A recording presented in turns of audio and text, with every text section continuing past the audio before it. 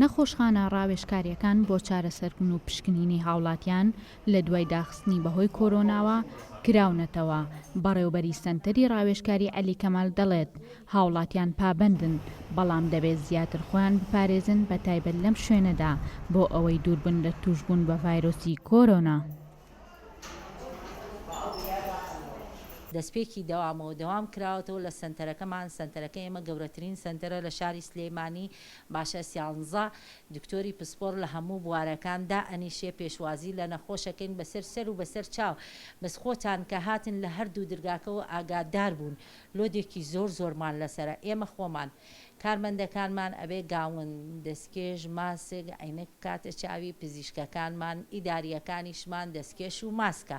لەبەرەوەی بەرکەوتنمان لەوە چێ لەگەڵ نەخۆشە هەبوو بێ. من خۆم ئمڕۆ لە پرزگە دانیشتم تا جەنابتان هاتوون، زیاتر لە 10 هاوڵاتی هاتوون، باشە داوای ئەوەیان کردو چۆن فەحسی کۆرۆنا بکەن. من پێ دەڵێم لەو 10 هاوڵاتیە ئەگەر بەلایانی کەمەوە 6یان پۆزیتیڤ دەرئەچن، بۆ لەبەر ئەوەی تایەکی زۆر، لەرزێکی زۆر، یعنی خۆیان نەگردووە بە پێوە.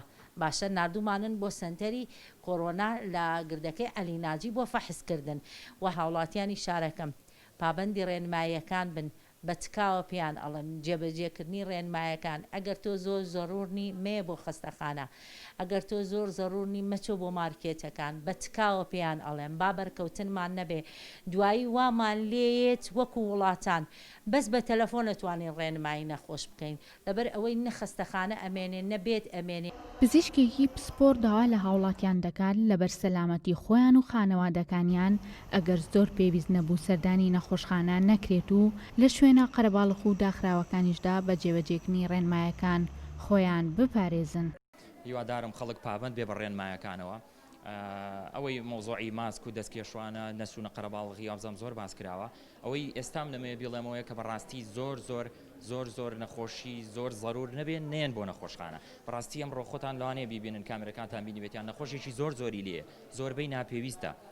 هەرچەند لەلایەکی تریشەوە من نامێت لێتان بشارمەوە کۆمەڵی حاڵەتی گوماناوی زۆرمان هەبووە ئەمڕۆ کە بەڕاستی گومانی کۆرۆنامان لێ کردووە و نردومانە بۆ مەرکەزی عەلی ناجی بۆ فەحز. بەڕاستی شتێکی مەترسیدار هەیە، بۆیە جارێکی کەش دووپات یەکەمەوە هیوادارم خەڵک بۆ حاڵەتی زۆر زەرور نەبێنەیە بۆ نەخۆشخانە. هەموو ئەمانە وەک تەندروستی دەڵێت پێویستی بە جێبەجێکردنی ڕێنمایە خۆپارێزیەکانە لە پێناو پاراستنی تەندروستی هەمووان. هێژین لەتیف، گەلی کوردستان، سلێمانی.